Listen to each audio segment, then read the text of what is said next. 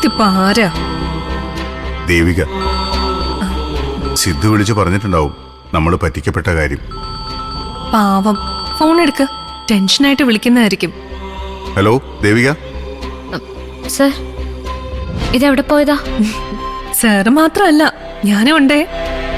അറിയാം, നല്ല കക്ഷികളാ രണ്ടുപേരും. ആരെങ്കിലും എന്തേലും പറഞ്ഞു കേട്ടാൽ ഉടൻ കാറും എടുത്തോണ്ട് പോയേക്കോ അല്ലേ? രാത്രിയാണോ പകലാണോ നോക്കാതെ. വഴക്ക് പറയാതെ നാത്തൂനെ. വഴക്ക് പറയാതെ പിന്നെ പറ്റിപ്പോയി. സിദ്ധു വിളിച്ചല്ലേ? ഇല്ല, അല്ല വിളിച്ചു. രണ്ടുപേരും തമ്മിൽ ഹോട്ട്ലൈൻ കമ്മ്യൂണിക്കേഷനാ. എന്നിട്ട് നമ്മുടെ മുന്നിൽ ജാട. അയ്യോ, സാറിന്റെയും മാഡത്തിന്റെയും കാര്യമായതുകൊണ്ട് മാത്രം ഞാൻ വിളിച്ചതാ. വേറൊന്നും ഞങ്ങൾ സംസാരിച്ചില്ല. ദേവിയാണ് സത്യം.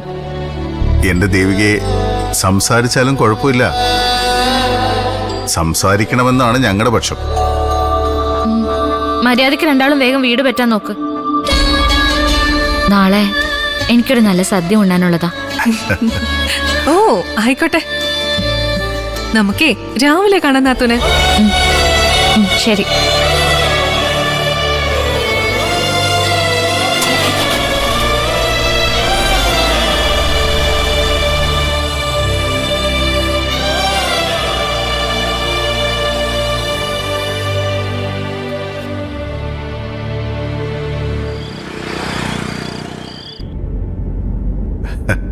ദേവികയുടെ ഒരു ഉത്കണ്ഠ. പാവം. ആ പാവത്തിനെയാ ഞാൻ വെറുതെ സംശയിച്ചത്. അതൊക്കെ കഴിഞ്ഞ കാര്യങ്ങളല്ലേ. നീ അതൊന്നും ഇതുവരെ മനസ്സിൽ നിന്ന് കളഞ്ഞില്ലേ?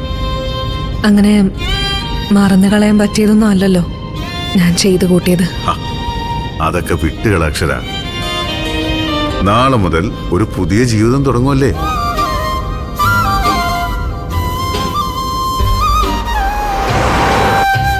സിദ്ധു, ഇതിലെന്തോ ഒരു ചതിയുണ്ട്. വക്കീലിന് എന്തോ സംഭവിച്ചെന്നോ ആശുപത്രിയിലായെന്നോ മറ്റോ ഫോൺ വന്നിട്ടാ നിരഞ്ജൻ സാറും അക്ഷര മാഡം കൂടി പുറത്തിറങ്ങിയത്. അതും നാളെ നല്ലൊരു ചടങ്ങ് നടക്കാനിരിക്കുമ്പോ. അറിയാം ദേവികെ, സാറുമായിട്ട് സംസാരിച്ചതല്ലേ. അതൊരു ഫേക്ക് കോൾ ആണെന്ന് അദ്ദേഹത്തിന് മനസ്സിലായി. തിരിച്ചു പോന്നിട്ടുണ്ട്. വിഷമിക്കണ്ട. അറിയാം, ഞാനിപ്പോ സാറുമായിട്ട് സംസാരിച്ചതേ ഉള്ളൂ. എനിക്കെന്തോ വല്ലാത്തൊരു ഭയം തോന്നുന്നു. ഇതിലെന്തോ ഒരു ചതിയുണ്ട് സിദ്ധു. ചതി ഉണ്ടെന്നുള്ളത് ഉറപ്പല്ലേ? ആർക്കു വേണ്ടി നിറച്ച തിരയാണെന്ന കാര്യത്തിലേ സംശയമുള്ളൂ. എനിക്ക് വേണ്ടിയാണോ അതോ നിരഞ്ജൻ സാറിന് വേണ്ടിയാണോ? സാറിനല്ലേ കള്ളം പറഞ്ഞ് വീട്ടിൽ നിന്ന് ഇറക്കിയത്? സാർ എന്തൊരു മണ്ടത്തരാ കാണിച്ചേ.